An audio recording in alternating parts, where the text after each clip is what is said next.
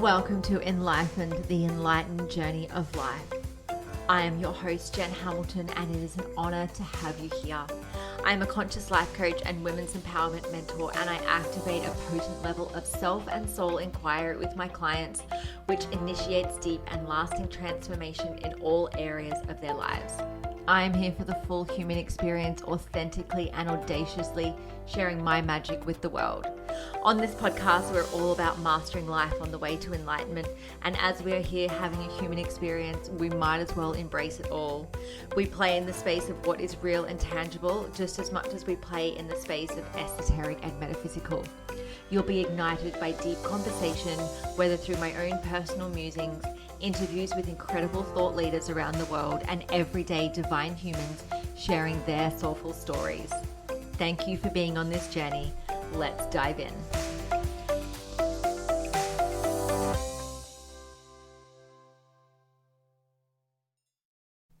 Hello, beautiful soul. Just to let you know that listener discretion is advised for this episode and to be mindful if there are kids around, as it contains adult themes. Welcome everybody to another episode of the Enlightened podcast, and I am joined by Michelle Burke today. Michelle is a hot mess alchemist. Michelle, what is a hot mess alchemist? Tell us all about that. Hi, Jen.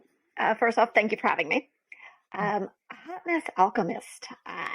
I live by this mantra of discovering the magic in your mess. And I live by, the fact that each and every one of us on this planet is a hot mess, whether we want to admit it or not. So as that hot mess alchemist, I guide you through your journeys, through those low points within your life, through your struggles, through trying to get you from point A to point B. I'm the one who helps you through it because I see the beauty in the broken, the magic in the mess, and the clarity in the chaos. I see what you can't see. I love that so much. And I love the alliteration of all of those things too. That's something that speaks to my soul. So tell us about the journey that you take people on. Like, what do generally people come to see you presenting with? How do you alchemize that? And then what do they leave with? I have people that come to me for all sorts of different things, whether it be within their business, whether it be within their life. Recently, I guided a client through her divorce. Oh, wow. That's amazing. Yeah, where she, from day one of separation to where she is now, dating someone new, all within a little over a year. That's incredible. I've also supported women in exit strategies, very sort of similar, when they're realizing that the relationship or the marriage that they're currently in is not serving them and they feel stuck. They end up turning into this hot mess because, perhaps they've done some growth work within themselves. Perhaps they've had an experience that shifted. Perhaps they've just realized, hang on, this is not the person that I want to be with anymore. And then all of the conditioning and all of the belief that we have to stay in marriages and that it has to be a certain way and we have to stick around for all of the reasons. And so, I think we're really seeing a rise in separation and in divorce because people are, standing on their feet saying, I want something different from life. And at the end of the day, that's okay. It's totally okay. And that's one of the things that we do. We look at what those limiting beliefs are that are coming up. We look at where that programming and that conditioning is and, start to deconstruct it to then recreate those new patterns and that new programming. Yes, absolutely. And so what's your life story? How did you come to be a hot mess alchemist? What was the journey that you've been on? So the past few years have been a complete hot fucking mess um, for me. But what's ironic is it was September of 2018. I was at a conference and I was sitting there having dinner with a Facebook friend, first time meeting in person, at the conference. And she's talking, and all of a sudden I stopped her mid sentence. And it was like, I'm listening. I just have to write this down because it had three words that came to me that made no sense together, but I knew what those three words meant something. I knew they meant something. I had no clue what they were, but I knew they meant something. And when those three words were hot mess magic. And it was the next day that we were sitting there at the conference, and the last presenter was a book publisher. And as I'm sitting there writing, like as she's talking, and then Discover the Magic in Your Mess came to me, and it was like, oh, wait, this is my book. And I pitched her right then and there. And she looked at me and she's like, most people don't hit a home run with their title on the first try. You just hit a home run. Wow. And yeah, and it was right after that was September of 2018. Starting in December of 2018, my whole life became a hot mess. I had my car repossessed 3 days before Christmas, full of Christmas presents. I had bank accounts frozen. My landlord asked me to move out for his daughter to move in. I lost everything. Wow, what an experience. Yeah. So it's like, I know what it's like to lose everything, to go wake up in the morning, look out the window, and not have your car be there. Mm. To go to pay for something and have your card be declined, but you know there's money in the bank account. It's like, huh? It's like, oh, wait, why is all there these checks that are depositing and all these payments that are deposited, but they're not hitting my account? Like, what's going on? Wow, that's incredible. And so what was the catalyst for you to completely turn your life around? It was, I had to go through that dark night of the soul. Like, I had to really get honest and truthful with myself as to, like, you're the one who got yourself in this mess. And that's one of the things that we don't want to look at. It's like, we're the creator of our lives, but we like to think that we're the creators of the good stuff, not the bad stuff. And it's like, yeah, we also have to remember that it's our programming, it's our conditioning, it's our beliefs, it's our upbringing, it's our energy that also leads us into these messes as well. It's so true, isn't it? And it's an invitation for radical self-responsibility. Yes. Know, when things aren't going our way or things completely fall apart, we turn into this hot mess. Sometimes, situations happen that are out of our control and things do happen to us, but it's what we do with them that is our responsibility ultimately. Yeah, and I like to look at it, and this is one of the things that it taught me, was to look at these hot mess moments as a timeout. Like, timeout, step back, reflect. Don't go inward, go upward. And what I mean by that is look at it from the bird's eye perspective. Because when we go inward, we start getting some of that guilt and that shame and that anxiety and the depression, and the self-judgment. But when we look at it from that bird's eye perspective, we can kind of start to connect the dots and put the pieces into the puzzle and be like, oh, okay, I can see how I got there. Okay, yes, I can see how that happened. I can see, all right, I can see now the different pieces. And that's when you can then honestly express the gratitude for it. Such a big part of it, isn't it? Yeah, we think of expressing gratitude just for the good stuff in our lives.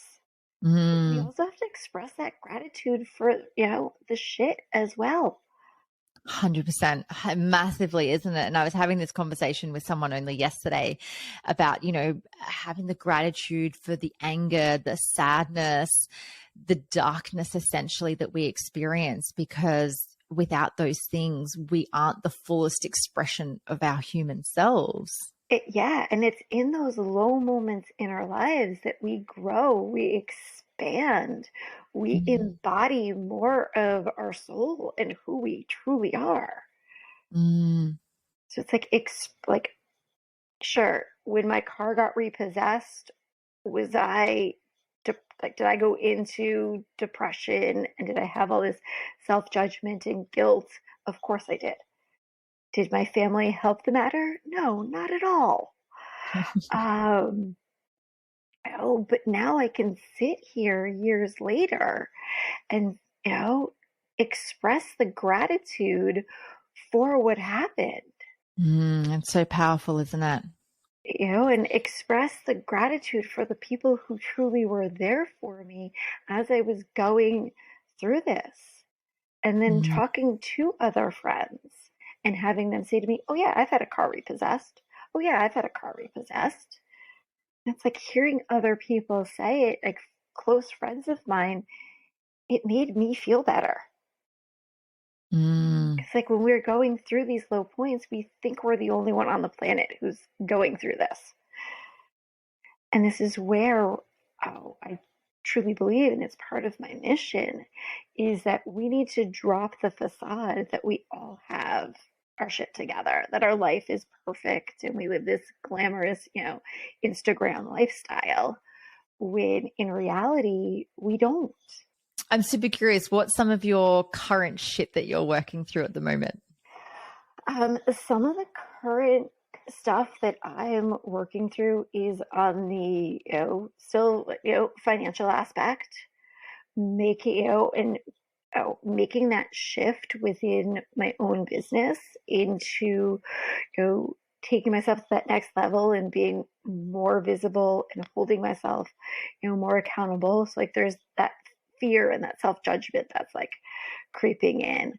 Um, my living situation right now isn't ideal. Oh, yes, I love where I live, but it is a temporary living situation. Come, April, I have to find, a new place to live. Mm. I appreciate your vulnerability, and through the space of vulnerability, I'm sort of very similar in the way. Sort of, we've got to move house in the new year, and I'm very much in resistance to packing and Mm-hmm. moving house, because as much as I'm excited to move house, and not that we've, found a place to go, our place isn't even on the market yet. However, I have so much resistance because I've just moved so many times in the last few years, Yep. and I'm just fighting it. And it's so funny because a few times when I've read my tarot cards for myself, I've had the Tower card reversed, and generally that that speaks into your stable Mm-hmm. your stable foundations. And when the cards reverse, it's really trying to get your attention about something, and it's like it feels like my foundation is crumble if I don't know that we've got the perfect house lined up. And also going through a bit of a rebranding as well at the moment. It's like, I know who I am, and I ultimately know what my messaging is in my head and in my experience, but how do I convey that Yes. to other people? Yes. How do I Yes. put that in a box that says, oh, this is good for SEO, or this is the messaging that people Mm-hmm. will understand on Instagram? And, if I'm running ads or anything, like, how will people understand what I do? And it's kind of packaging all that together. So, I think, I think it's so important to speak into our personal experience of hot mess, because there are times, where I'll say to my partner, I'm like, pass me a towel, I'm going to throw it in. I'm done. I'm done with all of Yeah. this. I just Yeah. want to run away to the woods and paint, Mm-hmm. um, and I think it's so important to step into that vulnerability, step into that openness and say, hey, look, my life isn't completely together. There are days when I feel like absolute shit, and that's okay. And as much Yeah. as the Instagram portrayal, as much as I try and give, a lot of realness as well, we also get to decide what people see of our lives. And behind closed doors, sometimes it's a very, very different experience. There's things I was actually experiencing very, very deep levels of anxiety last week. And, I've done a lot of work around anxiety. I had really bad postnatal anxiety after my first daughter was born. And I understand how we're wired and how we experience anxiety, and I understand how to move through it. But when I was in the thick of it, it's like nothing wanted to shift it, nothing. I couldn't see past it. And I wouldn't say it was crippling, but it was very much taking up a lot of energy at the time. And, I'm very lucky that I have a lot of support around me. And I actually just reached out to a girlfriend. I said, this is what I'm experiencing. And she's held space for me to talk about it. She wasn't saying, any part of it was wrong or that I should try and think of something else instead, or, it was just, how to be with it. And, even as someone who supports people through anxiety and has a very good understanding of what that is, I still experience it. I'm still human at the end of the day. I still want to be a hot mess. Exactly. And that's one of the things that I think the shift that we're seeing within the coaching self-help industry is we're starting to see people be more vulnerable. We're starting to see that less polished image and see more of the realness of someone, which is so important. We relate better to that. We relate to the anxiety, to the stress, to the depression, to the anger. We all don't relate to, having a, $100,000 month, but we can all relate to losing a loved one. Yeah, that's so true. What are you seeing? Are there any particular patterns that you're noticing in your line of work with the clients coming to you? Are you seeing any patterns that people are experiencing more of now than perhaps we've ever seen before? More anxiety. More anxiety, more stress, and people not realizing that the past 3 years, we've all been living through a trauma. Massively, yes. Like, we've all been going through this global trauma. So when you're sitting there saying, like, yeah, I don't understand why I'm so anxious. Well, because the whole world has done, a complete shift, and it's not done shifting, in the past 3 years. And wanting to transition out of your 9 to 5 and into something else, and people realizing like that there's more to life than just, going to work every day. 100%. And so when you take people on a journey through, this alchemizing their hot mess, can you speak into some of perhaps the techniques that you use? Do you use any, is there any neuro-linguistic programming, NLP? Is it talk therapy? Tell us what the depth of what it is that you do. So it's kind of a mix of a whole bunch of different things. There's some talk therapy in there. There's some meditation, light language, energy work. There's some traditional Chinese medicine in there, looking at the meridians, and like the emotion that you're really feeling. I can tell you where it resides in the body, and then what those ailments are that organ or that element, they're called elements in Chinese medicine, like what that element, like what the ailments are, and the signs that one is out of balance. It's like, oh yeah, I've got all those. Well, no kidding, you've got all of those because you're feeling anger, and anger is stored in the liver. So yeah, it's no wonder you're feeling sluggish and tired and everything. Our bodies are so powerful, aren't they? They're so Yeah. intuitive. And I've got a textbook, Metaphysical Anatomy, which is absolutely mind blowing. And it speaks into, very similar. It's like, what are the things that our body is holding on to? And, whether we have an injury or an ailment, our body is calling us to look at a certain part of ourselves. And Yes. then, it's an invitation for healing, essentially, isn't it? Yes. And I also get people to really connect with themselves. So you come to me and you ask me a question, I'm going to answer it with a question.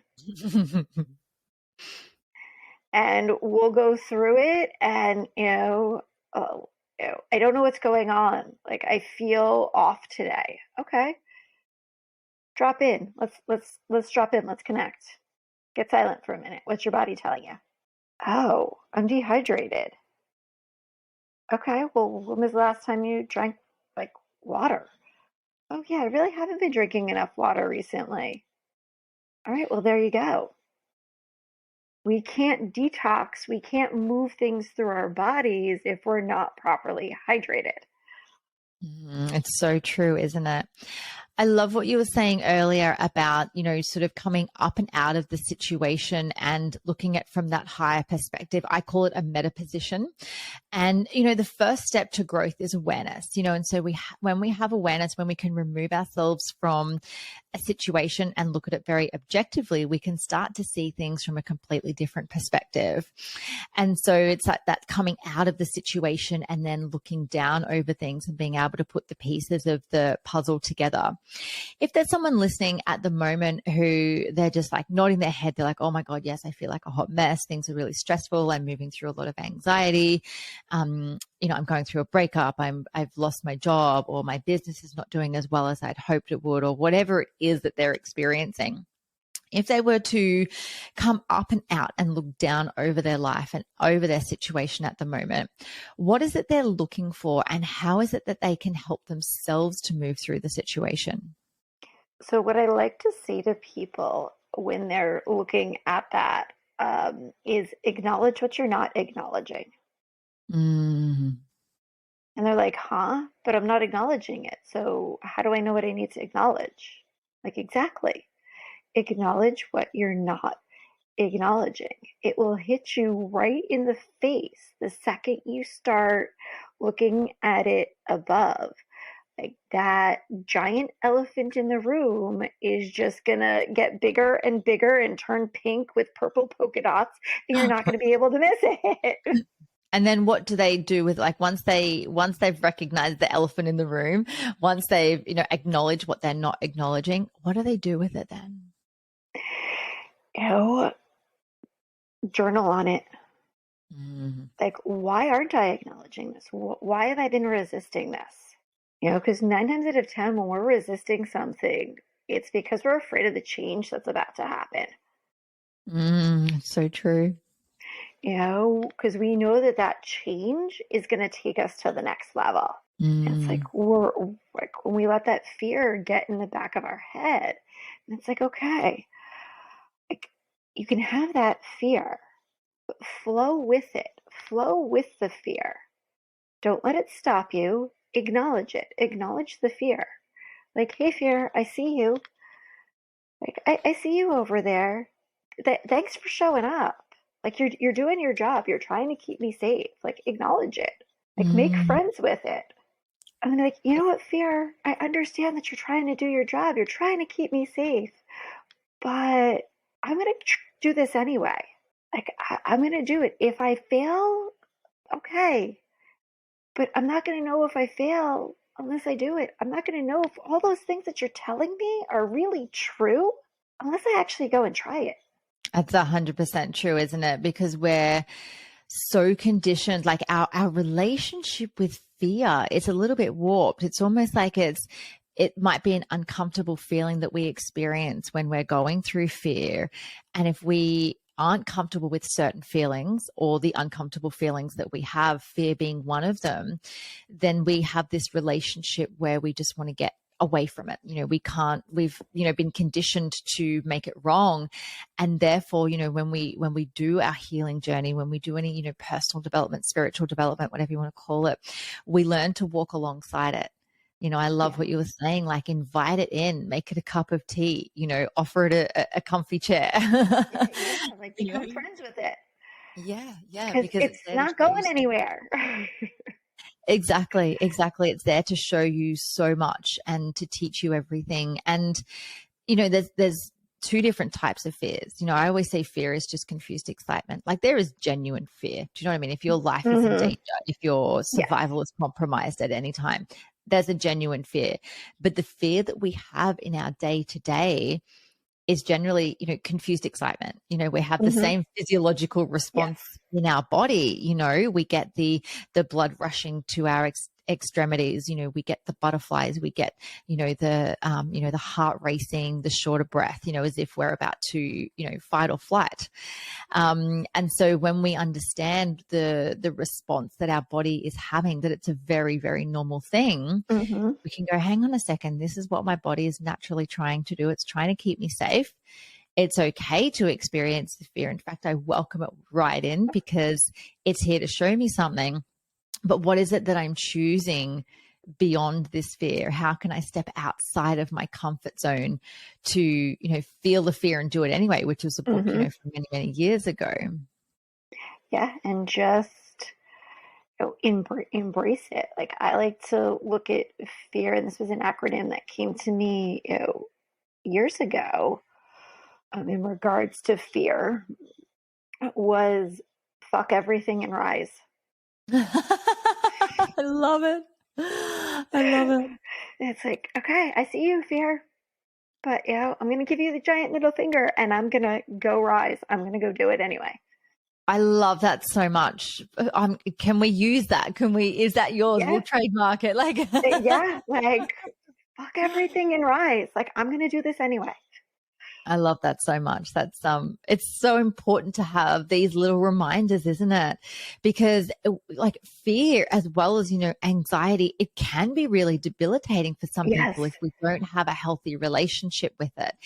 And, for me, it's about facing off, every day, every week, every month, every year with new levels of fear, which ultimately is new levels of excitement. Because if I'm creating change in my life, it's going to require a new version of me every time. Yes. It's going to require me to step outside of my comfort zone if I want to have a completely different experience to what I'm having in the current moment. And it's so important. Yes, it is. Like I tell people all the time, feel the feeling. Don't become the emotion. You can be Yeah. afraid. Like you can feel fear. Just don't become so afraid that you become paralyzed and you don't take action and you let that fear embody you. One of the things that I have worked really hard with this year is honoring what I'm feeling. I lost my dad the beginning of the year, and it became, my mantra for the year, where when people asked me how I was doing, instead of sitting there saying that, I was a hot mess or I was awful or etc. or, whatnot, I would say, I'm honoring what I'm feeling. I'm riding the wave and honoring what I'm feeling. Did you find that that's what gave you a sense of peace and comfort then, being able to just flow in what was real at the time? Yeah. Where a perfect example of truly honoring what I was feeling, it was Saturday. I went to a wedding, and first wedding that I've gone to, since my dad passed away, and I'm not married. So seeing the bride walk down the aisle with her dad, like it kind of got me, but it didn't, I didn't cry or anything. It was like, all right. And then the DJ announced the father daughter dance, and it hit me like a ton of bricks. And I literally ran out of the room because I could feel the ugly cry coming on. And I made it into the bathroom and I let the ugly cry happen. I was holding tissues underneath my eyes to prevent my makeup from becoming a complete mess. And I just sat there and I just honored what I was feeling. I let myself feel the jealousy and the envy that I was feeling for the bride that she gets to have this moment with her dad.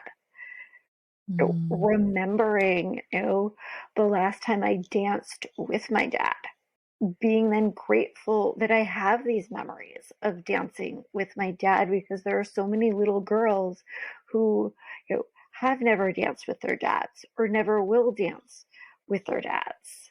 And just allowing myself to truly just be present with what I was feeling. And then, regained myself, had my moments, you know, looked in the mirror and, tried to depuff my eyes as best as I could and, made my way back in. Wow, that's really, really beautiful. Yeah. And it's interesting, isn't it? Like when we allow those feelings to just be there, to allow the ugly cry to be there. Mm-hmm. It's perfect to step away from the room if you need to have the loud, ugly cry moment. And it's that allowing of the emotions to move through us that is so Yes. healing. The more we bottle them up, the more they present in our body as dis-ease in some Mm-hmm. way or discomfort. Yes. Mm. And, I was feeling so much in February, so much rage and so much anger that, I signed up for kickboxing in March and it became my therapy. It was like, I get to get all this anger that I am feeling inside of me that my dad is gone, like out of me. I get to beat something up Yeah, shift that energy completely. completely, so we need to do the healthy things. We need to release these emotions in a healthy manner. Because, yeah, like you said, they become disease, they become stagnant in our bodies. Mm. I'm really curious, Michelle, were you taught as a child growing up that it was safe to feel your feelings and how to move these through? Or is this something that you've learned, later on in life? It's something that I've learned later on in life. My parents got divorced when I was around 10. And at that young age, I learned how to internalize, which I think a lot of us learn as kids, especially those of us, who are empathic or have, open solar plexus, in human design.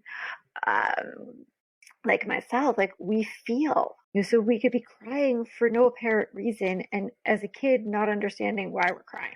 And hearing from your parent, oh, what are you crying about now? Like, I Yeah, don't but I'll give you know. something to cry about. Yeah. Exactly. I don't know. I don't know why. I don't know why I'm crying. I'm just crying. Well, stop. Like, stop crying. Or, oh no, here she goes again. It's like, all right. So I learned how to cry on the inside, which isn't healthy by any means. So yeah, it's taken me, years to get to this point where, like, okay, I'm just gonna cry, and I don't care. I don't care where. I cried in the dollar store today buying Christmas cards. What were some of the things that you learned now in your adult life? Like obviously, kickboxing to shift the anger. I mean, that's incredible, taking yourself out of the room at the wedding to have an ugly cry.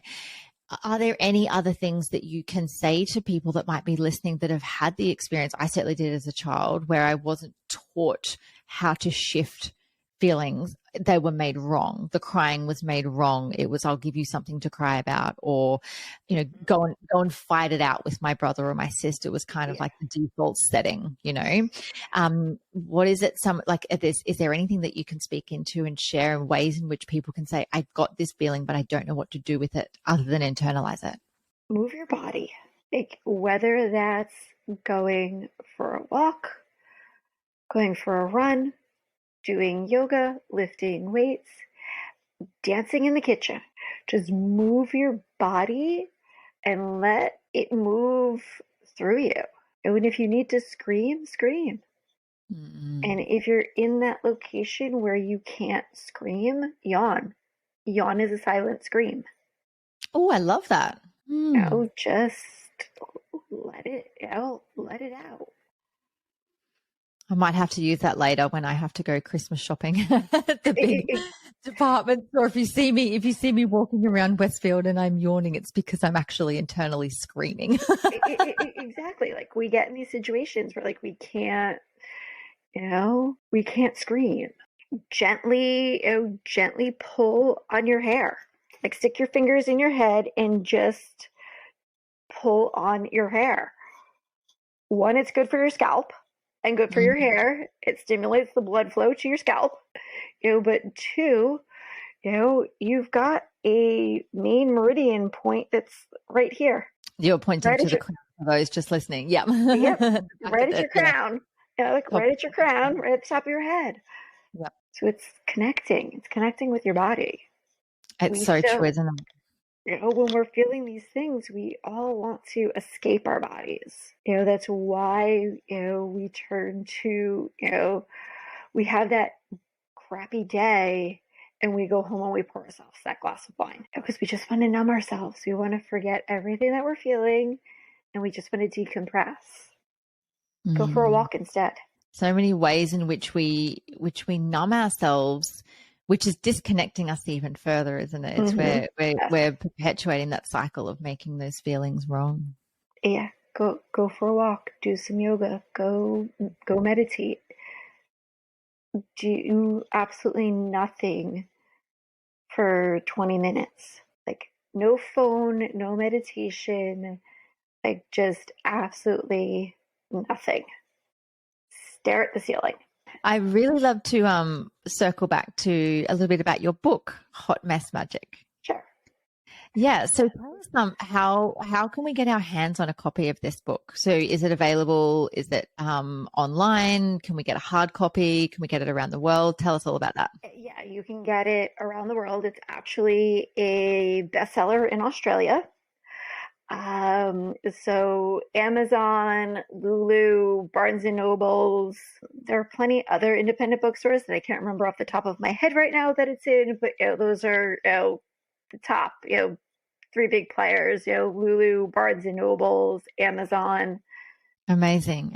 And if someone's listening to this and they're like, oh my gosh, yes, I need a Hot Mess Alchemist in my life. How do people, obviously I'll link in the show notes to your website, but how is it that people work with you? You can send me an email, Michelle at michelleaburke.com, Michelle with 2 L's. And just in the subject heading, something fun, I'm a hot mess. Help me clean up my mess, and just explain what it is that you're looking for, and we can schedule some virtual drinks. Go from there, and your drink can be a cup of tea, it could be water, it could be a glass of wine if you want, and we'll sit there and we'll chat and we'll see if we're a good fit for each other. Beautiful. And I'm really curious, Michelle, what is it that inspires you to get up every day?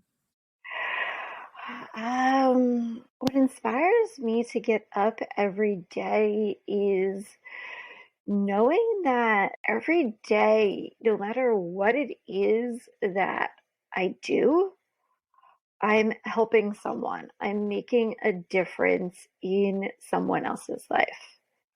Whether it's something as simple as opening a door for someone. Like I just helped that person. I opened and I held the door at Target. Like we don't think of those things as helping someone.